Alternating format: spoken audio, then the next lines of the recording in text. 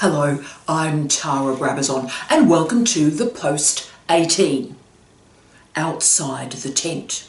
This is our second instalment in our Fight Back trilogy, and the Fight Back trilogy was summoned and created and triggered by so many messages from you. So many of you today are living in fear, in confusion, in worry and despair, and a fair amount of disgust.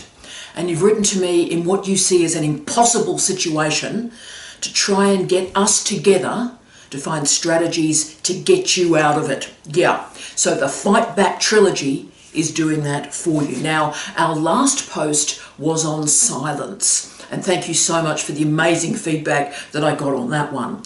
And I argued very strongly about the importance of sitting in silence, because sitting in silence allows you to reflect on your life and the current state of your life. And also we explored silence as resistance, to remove even complicit compliance in bad behaviour from people who are behaving dreadfully and doing damage to others.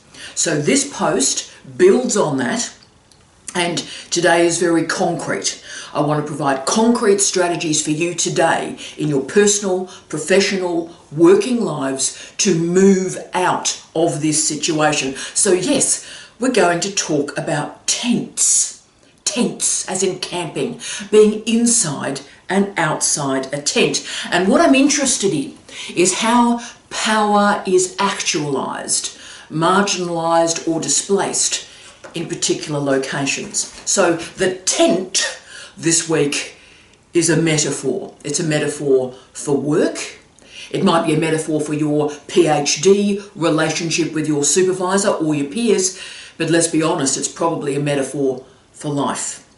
Think about your current situation, whether or not you may be in crisis or it might be just chaotic. Think about your current situation as a tent.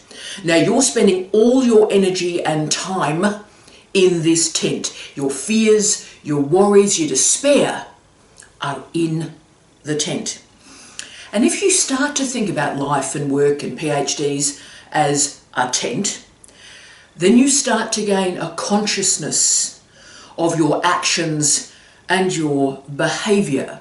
You start to realise the circumstances and the situation around you as you are making decisions. Now, trust me, I haven't suddenly been interested in tents and camping. My goodness me, no. Trust me, my interest in shoes is antithetical to camping because mud is the enemy of high heels.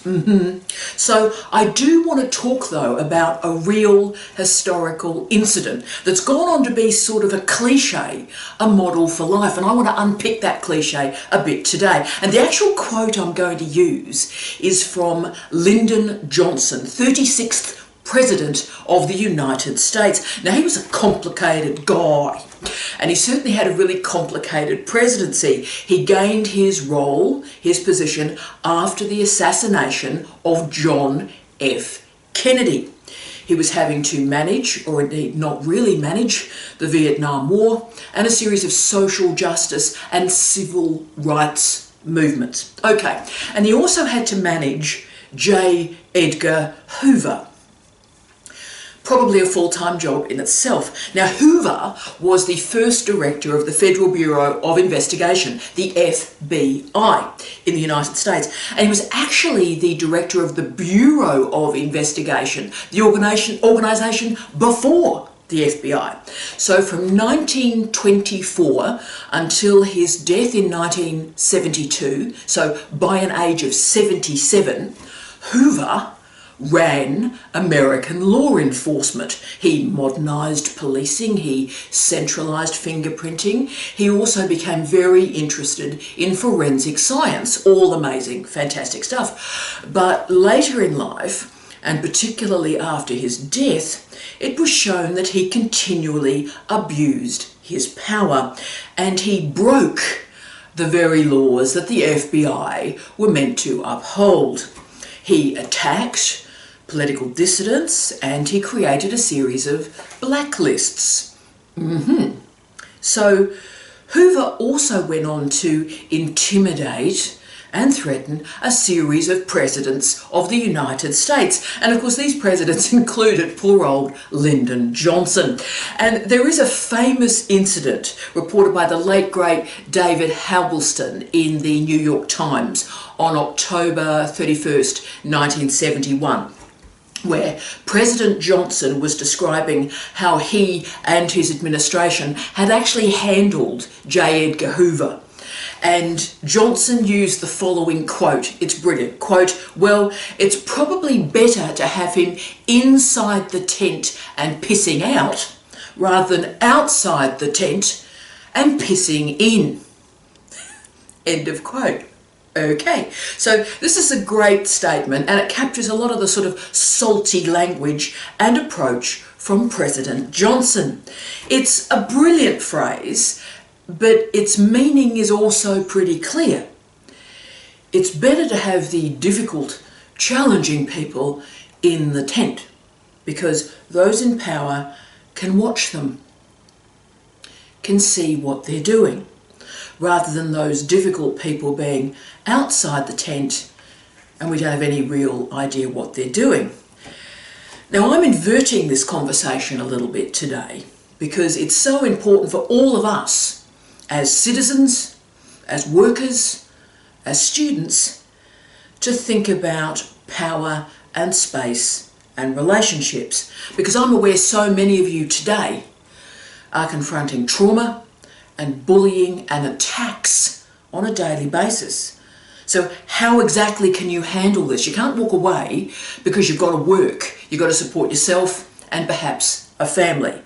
So how do you get yourself out of this situation? How do you survive a toxic context? Now, my answer to that question is remember the tent and know that those in power want you engaged, want you in the tent, want you caring about micro moments and want to watch you. Because once you as a student, once you as a worker, once you as a citizen know about the tent, you can decide when you're going to be in the tent and when you are going to make a decision to leave the tent, even temporarily, and then you can make a decision when you're going to go back into the tent. So as you can see, what I'm talking about today is consciousness. Consciousness, making decisions in your movement in and out of the tent. So I want you to sort of change your mind furniture a bit for me this week. I want you even metaphorically to think about your life as a tent and know that there is an outside to the tent, and that will allow you to gain confidence but also start to regain control of your life and the decisions that you make. Now, let's do it. Those people in power want you in the tent all the time. And hopefully, if you're in a great environment with trustworthy leadership, being in the tent most of the time is pretty good. Collegial working environment, the tent is a pretty good place to be. So in Gramscian terms, Hegemony 101, you are consenting to your own oppression. So what that means is you give something up. So you give up your time. You give your time to the workplace, and the concessions you receive is money. So that's what work is. You go, I'm going to give you time, and the concession you're going to give me is money. I'm going to be paid for giving you time. And if you are prepared to trade your time for money, you might also gain some other great gifts from this transfer. So loyalty and kindness and insight and excitement, interest, great. But if you're in a shocker of an environment, it might be a doctoral program, it might be a workplace, then those people in power want you in the tent so that you can be watched. And they will use a series of processes to watch you, like annual performance reviews, probation, key performance indicators, and a series of metrics. And often those metrics continue to change. So as you can see, these external or extrinsic parameters are used to force you into the tent to such an extent that you forget it is a tent. You think it is the entire world, yeah? So you're just concerned endlessly about the necessities of life. So it's not about you consenting. There's no consent here. It's simply you're mentally forced to do this because you forget that there are other alternatives, yeah? So therefore, let's start to help you separate out these work and PhD and life functions so that you can continue to work, earn a living, complete a PhD in the tent, but also very frequently step out of the tent to develop up the next stage of your life. So the greatest way to resist anyone in power is to find, create and live alternatives.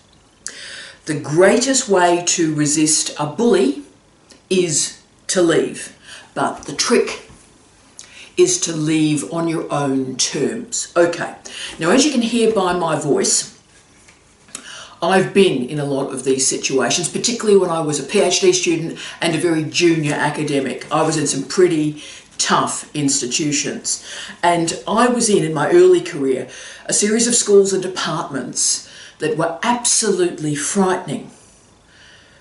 Terrible, sexualized intimidation of PhD students and junior staff. Lying, endless lying, and daily intimidation to push me, but to push all my other colleagues back into our office so we would be frightened and small rather than free and confident. Now, in one school, when it was very clear that I would not sleep with the senior academics and I was starting to get well known for my research, things started to go wrong very, very quickly, and I was pushed into a tiny little space, a really, really small tent. So in other words, what happened was I did not want to sit in the box of a young woman academic completing well over a double full-time teaching load and prepared to put up with not only the gross sexualized behavior of people, but also giving people my research, giving people co-authorship when they'd done no work on that article or book at all. So in that circumstance, my life became absolutely hellish. And they wanted me inside the tent 24/7 as a cheap teacher and a free ride for them on their research. Now, I was doing work on Louis Althusser at this time, and that's when I read the great quote about Johnson and Edgar Hoover, and I read about the tent metaphor as a young person, and it really changed my life. I suddenly realised, okay, it's a tent. So I will be in the tent, I will teach well, I will give students everything, and I'll make sure I'm paid by the taxpayer, so I will make sure that the taxpayer gets great value, and I work hard while I'm in the tent. But I then also, with full consciousness, worked outside of the tent. I found the exit and put all my research outside of the tent, my professional development, my community service and engagement, my journalism, and all my media work outside the tent. So no visibility on it at all. I just got on with it. And can I say, I also implemented an absolutely rigid differentiation between my professional life and my personal life. No bleeding at all between them. So no after work drinks, no having a nice meal at somebody's place, no, none of that. I work and then I leave work, and the life outside my work is my business. Okay, so therefore, as you can see, I contributed to the school, but I never got locked or lost in the tent or in a bubble with that inward focus, lost in the small intrigues of gossip and rumour. And it also created for me what's called a small target strategy. Let me explain. The powerful academics didn't know about my research and external engagements, my non-teaching activities. I was silent. So that reduced the parameters through which they could attack me. So from this point on, my career thrived. Yes, it was still sort of uncomfortable at work, but I disappeared. I did my job well, but I focused all my intellectual culture outside the tent, and I learned a crucial lesson: to not get lost in the local, these small, tiny little departments or schools or universities or towns, and start to think about the world. Move from local to global, from local to international. We are all scholars of the world. And all of a sudden, one day, I submitted my resignation because I was going on to a chair, a professorial post, and I left for a terrific job, and I got that job because of all the work that I did outside of the tent. Now, I always remember going to my office for the last time. It was after the working day, just to pack my car up for the final few things. And one of these tormentors had left a note in my pigeonhole wishing me well and really wanted to keep in contact with me. So he treated me like a bag of rubbish when I was in the tent, but now that I was going to an important job, I'd be useful to him. So I was meant to forget all the lies, the bullying, the rumours, the trauma, forget all of that, and I was meant to, in my new job, remember him and be of assistance to him. No chance. Now, those people in the tent want you to care desperately about every single minor bit of gossip and rumour and stuff. Keep you busy, lots of little minor stuff, right? They want to know about your emotions, how you're feeling, your success, your failure. They want to monitor your movements. And they're interested in your emotion and your movements and so forth, not through any intrinsic interest in you, but they need that information so they can control you. Now, this is done to reinforce their power. It might be about sexual favours, it might be about research credits, you name it, could be lots of different things. And I notice Jill Keegan's remarkable work on manipulation. And she explores the impact of persuasion, charm, trickery, coaxing, but also manipulation. So manipulators have a target, and they use intimidation in a way that can construct a place and position for themselves, which is solid, and then from that solid positioning, they construct roles and positions and places for everybody else. But you remain so much more than the place or the position in which someone positions you. You are empowered. So what we're going to do is we're going to get you out of this tent.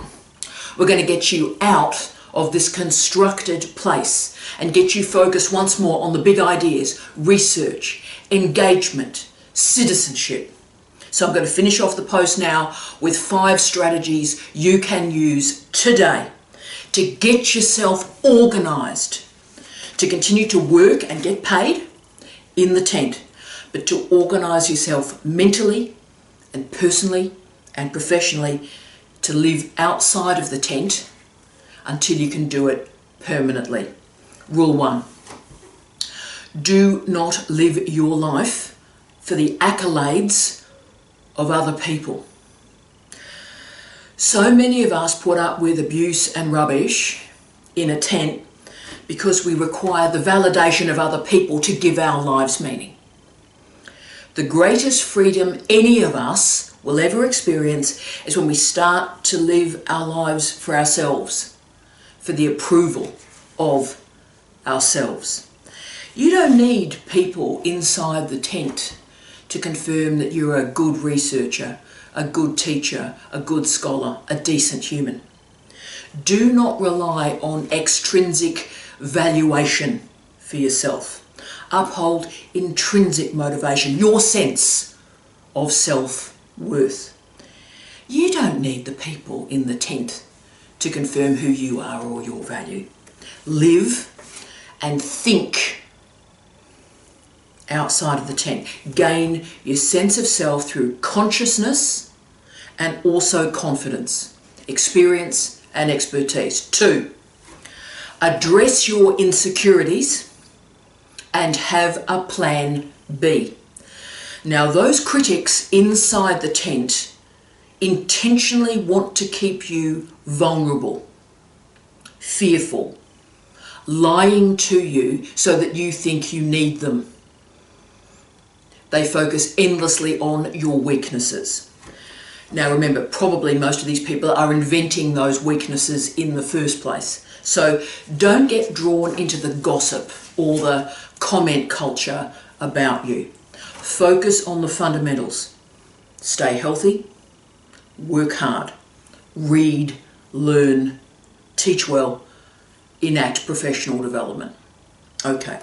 The greatest strategy any of us can have to manage insecurities is to always have a plan B. The only thing worse than being frightened all the time is to place your life and your career in the hands of people that want you frightened all the time. Learn what you can in the tent. You behave ethically and decently and well, but work really, really hard outside of the tent to give yourself an exit strategy. 3, drop the tug of war rope. When you're in the tent, people want you to care about really, really small stuff with a huge amount of emotion, right? They want you to care deeply and desperately about really, really minor things. And these very minor things become the basis of debate and argument because they want you to fight. They want you to express emotion, extreme emotion. They want you to pick up a tug of war rope and pull back. And I remember a dean once said to me, and she was using it as a rebuke, I read it as a compliment, but she said to me, quote, "Tara, I never know what you're feeling about a particular issue," end of quote. That's good, that's a compliment. How I feel is irrelevant. Feeling is of nobody else's business but mine. I am here to complete work tasks, to investigate and look at evidence, create an interpretation on the basis of that evidence, and to enact policy and procedure. That is what work is. So any organisation that is more interested in your feelings rather than facts, and opinions or vibes rather than evidence, should summon your suspicion rather than your trust. Because feelings encourage petty fighting and a series of extreme emotions like guilt and blame and shame. So don't share your emotions. Don't share them with other people because these dreadful people will use your emotion to manipulate you. Yeah. So treat professional relationships professionally. Draw tight frames around the rest of your life. And if anyone in your life continues to want to hoover up your emotions, your feelings, your inconsistencies, your worries for their own purposes, then log that, look at what they're doing, and stop giving them emotional fodder. Hoping that a person is going to change is not going to work.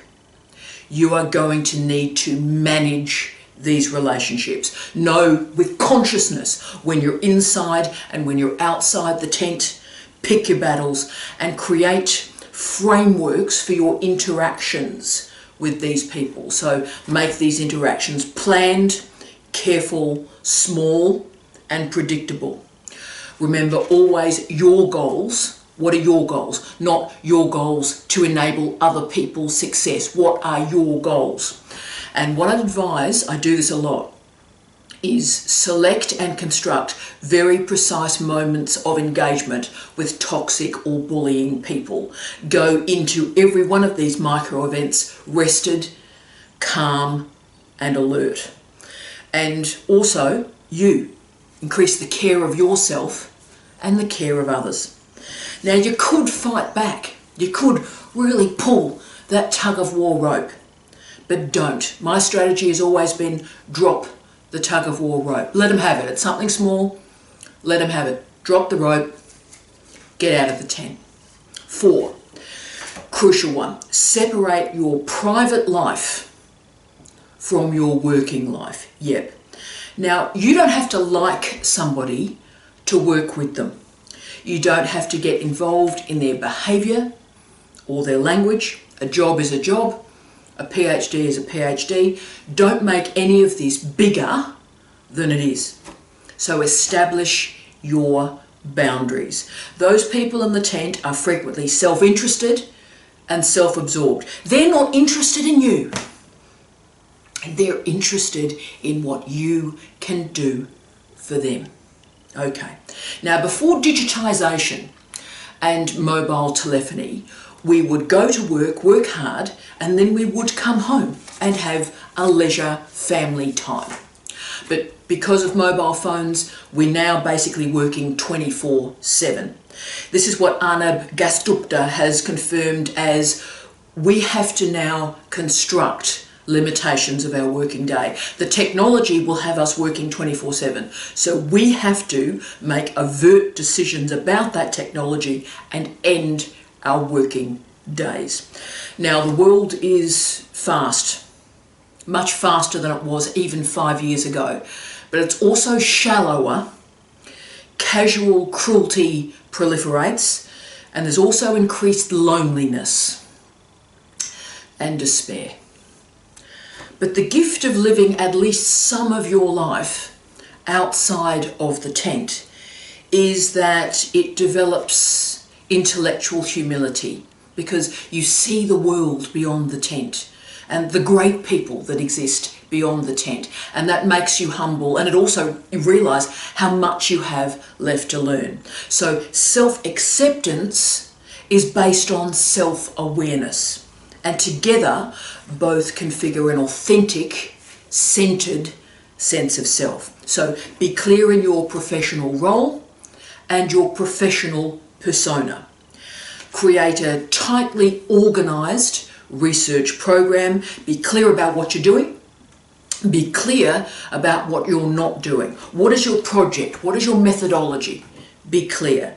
And present your ideas through teaching and research. Don't spruik it. Don't spin how great you are when you maybe are not. But what's an innovative approach or idea you're actioning through teaching and learning? And be open in the exchange of ideas about teaching and research. Not defensive, but listen, think, and learn.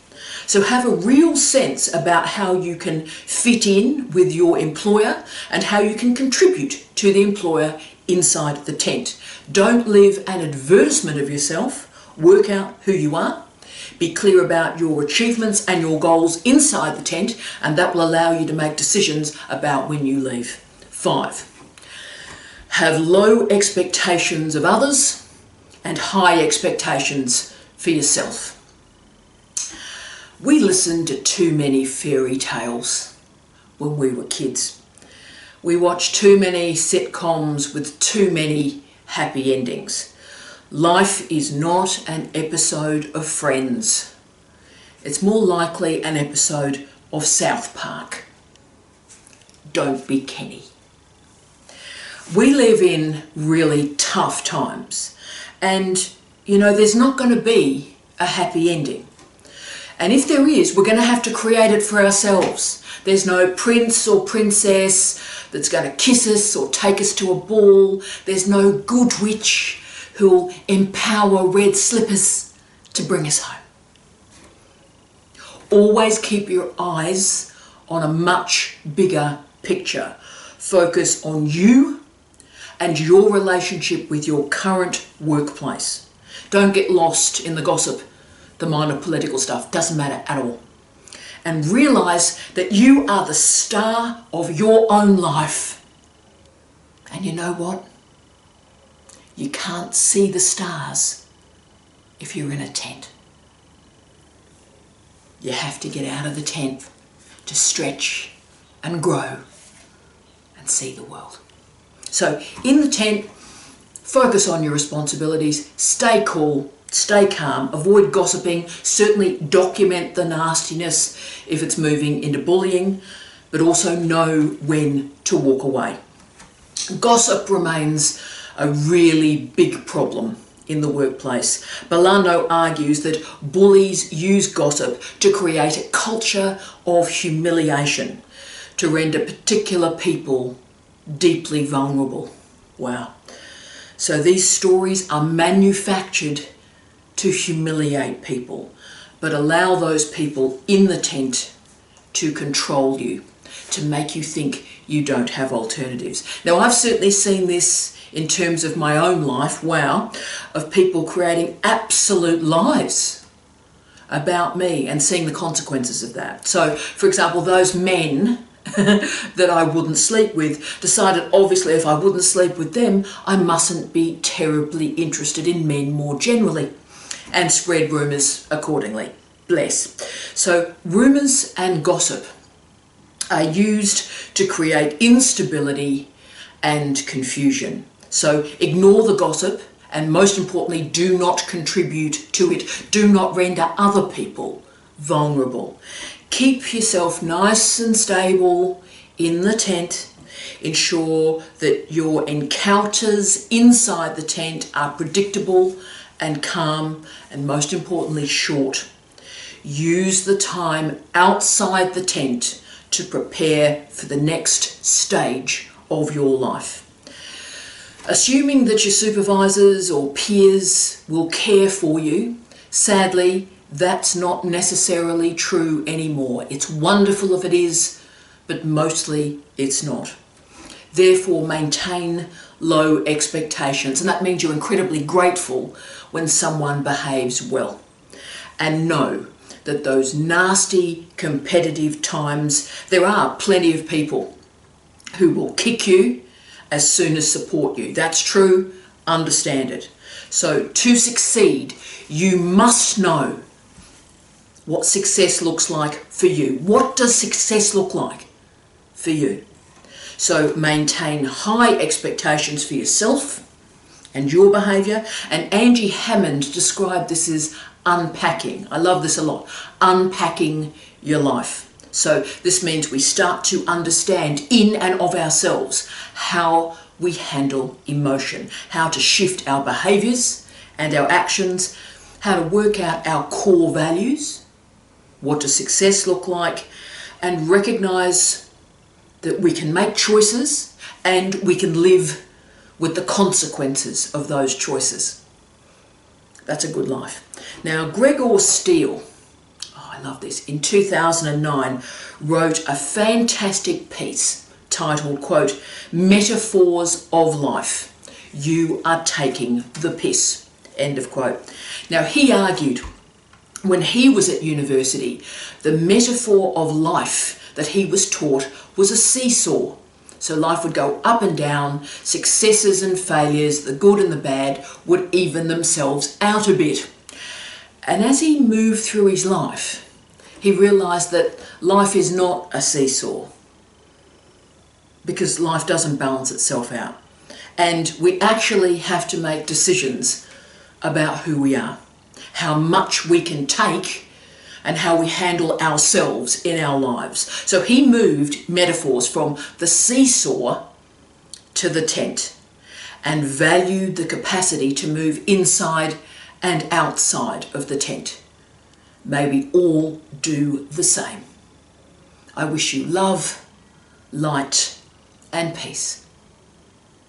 Tea out.